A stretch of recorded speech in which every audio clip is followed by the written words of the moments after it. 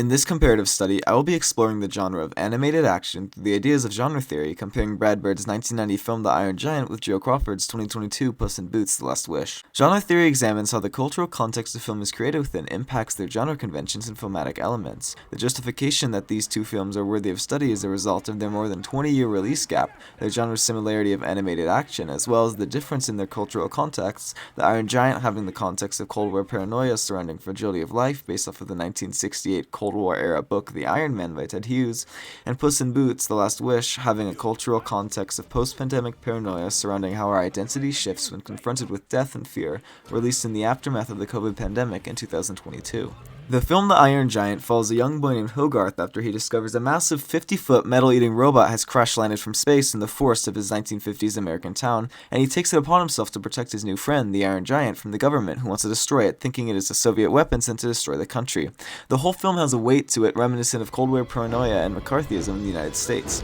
Puss in Boots: The Last Wish is set in the Shrek animated fairy tale world and follows Puss in Boots and his companions in their hunt for a magical wishing star that can grant any wish. Puss in Boots specifically is on a journey for the star after an encounter with death and the loss of 8 of his 9 lives, which makes him realize that he won't live forever, convincing him he needs to wish for his lives back in order to maintain his fearless warrior identity. The film constantly contrasts Puss's failures to adapt to his new reality and identity drives the film forward, the film's choices intentionally reminiscent of aspects of the pandemic. In both The Iron Giant and Puss in Boots: The Last Wish, visual language and symbolism is used to depict moments of identity shifts and loss when confronted with violence and mortality. In both films, characters are seen transforming to represent shifts in identity against their will. In The Iron Giant, Bird chooses to depict the Iron Giant as shifting massively in identity when it sees guns, a traditional symbol of violence. Although the Iron Giant does not want to transform, the transformation is instant and involuntary, mimicking the Cold War era policy of massive retaliation. In one scene, the Iron Giant is shown to be a heroic figure, Superman, who is symbolically important being an American superhero who values protecting others while doing as little harm as possible,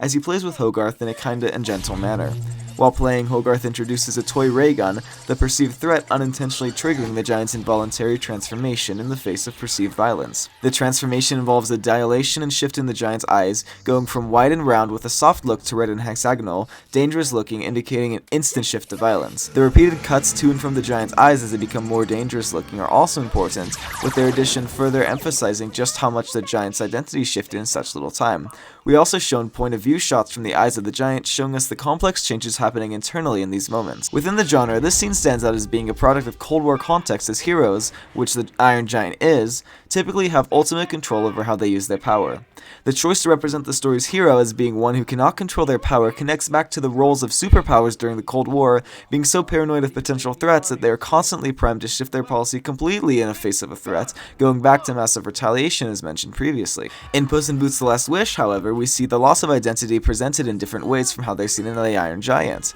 Puss does not lose control of his power, he loses it completely, becoming defenseless and scared. Much like when the Giant sees guns and transforms, Puss hears the whistle of death and transforms. An oral stimuli rather than a visual stimuli reflects how much of our news during COVID was heard through a television, podcast, or radio, with these mediums being the warners of death rather than a newspaper article, a propaganda piece, or a cartoon like what would have been typical during the Cold War. His hair rises, his eyes grow larger, he loses his hat and blade, symbols of his hero identity, and we cut to his point of view where the world around him is transforming and distorting, as if the presence of death has fundamentally shifted his worldview. While all of these choices mimic the Iron Giant's presentation of shifts in reality, at the same time for Puss, time is slowed down. All of the changes he's going through are personal and feel separate from the rest of the world. While Puss moves at normal speed, everything around him almost comes to a halt, making changes that typically happen over a long time in an instant. This mirrors how people's identity shifted during COVID, wherein the world felt as if it moved slower, as if there was a disconnect between the reality we were experiencing and what was happening around us. For many, lockdown was a time of change that occurred rapidly with the loss of connections and previous responsibilities,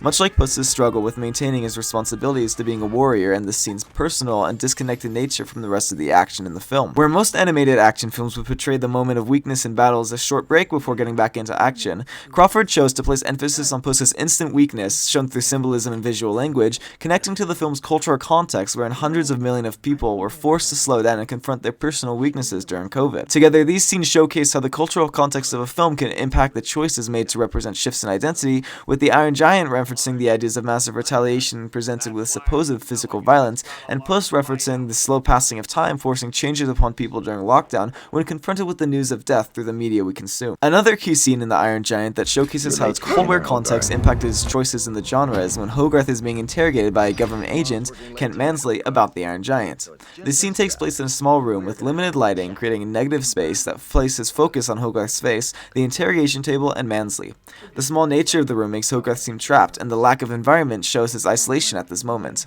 The camera is eye level with Hogarth, but unlike in a traditional animated action film where a neutral camera level would place two individuals in a position of equality, this eye level shot belittles Hogarth as Mansley towers over him, not even being fully present in the frame. The camera level makes things seem equal, but actually it's far from it, as the power of the government towers over all. Hogarth's face reflects his determination to stick to his story during his interrogation, appearing confident and powerful. However, this facade is quickly dismissed upon Mansley's presenting of photographic evidence showing Hogarth interacting with the giant, causing Hogarth's identity to become reserved, quiet, and fearful, contrasting his usual fearlessness and outspoken self. This scene ties heavily into Cold War-era McCarthyism, an era of the Cold War that featured heavy interrogation and accusations of communist conspiracy towards American lawmakers and citizens, which frequently relied on blackmail in order to get confessions out of the accused. In this way, Hogarth's interrogation can be seen as a reflection of Cold War-era McCarthyism practices, wherein the images of him interacting with the giant serve as blackmail which gets him to confess, fundamentally shifting his identity with his confession of the giant's location. During the Cold War, those who were accused of being communists had their identity altered, as someone who had previously seen as trustworthy and loyal could be turned into a threat and an outcast in mere moments. A hero in an animated action would usually have some creative and witty escape plan, would stick to their morals, and would resist in the face of danger, but Bird's choice to go against this convention displays the cultural context impact on the film. In Puss in Boots: The Last Wish, on the other hand, we see a similar confrontation occur when Puss finds himself in a dark cave surrounded by crystals that display Puss's past lives. Much like in the Iron Giant, Puss is trapped in a tightly enclosed dark area. However, unlike in the Iron Giant, Puss is not being held hostage by a powerful foe, but rather by himself, by his past identity that he longs to have back. Colorful images of his past break through the hopelessness of the black enclosed area Puss is traversing, with the images of his past lives being massive and towering, representing his larger-than-life identity and contrasting his current self, being tiny compared to the looming images and representing his fall from what he once was. After an extended scene of all Puss's past lives belittling him and poking fun at him for his newfound identity as a result of his fear, Puss grows frustrated and tries to leave, only to be confronted by death, represented as literally overshadowing Puss with his sheer size, shattering the illusions of Puss's past lives and forcing Puss to confront reality. The chase scene that follows includes tight framing, representing entrapment, and crystals turning from white to bright red with images of Death's face appearing, much like a series of screens turning on to remind you that death is all around you. The red color elevates the moment, making it feel dangerous and intense, and when Puss does eventually escape the cave and spots his friends calling for him, he ignores them, potentially out of fear or potentially out of not wanting to place them in danger, just like with social distancing measures that remained in place long after lockdown concluded, physically separating us from those who we long to connect with. Much like how Hogarth is forced to confront his mistake of taking pictures with a giant, Puss is forced to confront his past ignorance for the value of his life, which is what has led him to the desperate situation he is in now. In this way, we can understand how cultural context of these two scenes defines how the two characters are forced to reflect on their past actions. Puss looks back and realizes that he didn't value what he had until it was gone, much like how during lockdown many were made aware just how important recreation, work, and connection was in their life, which they had taken for granted their whole life, and the crystal changing to glow bright red is reminiscent of the bright red death toll counters that were ubiquitous in all forms of media during a lockdown, representing COVID deaths. Finally, both of these films take a unique approach to their animation style, which changes as a result of the film's cultural context. The Iron Giant employs a traditional weighted animation style throughout, while the giant itself is animated using CGI. However, the Iron Giant's animation being CGI makes him feel natural and out of place at times, showing how advancements in technology during the Cold War were not yet properly implemented into our world, and how they were yet to truly understand the true weight of the weapons we feared, grounding the film in a sense of reality.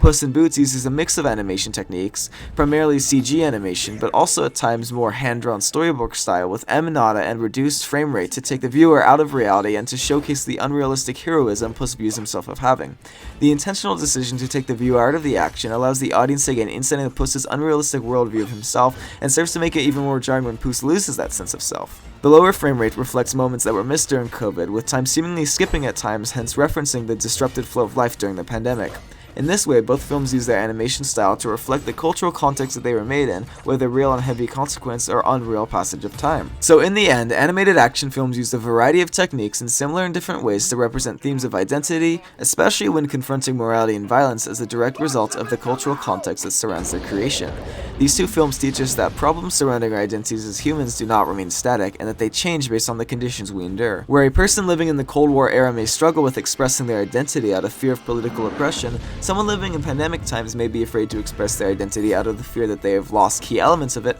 all because of the context present within our culture.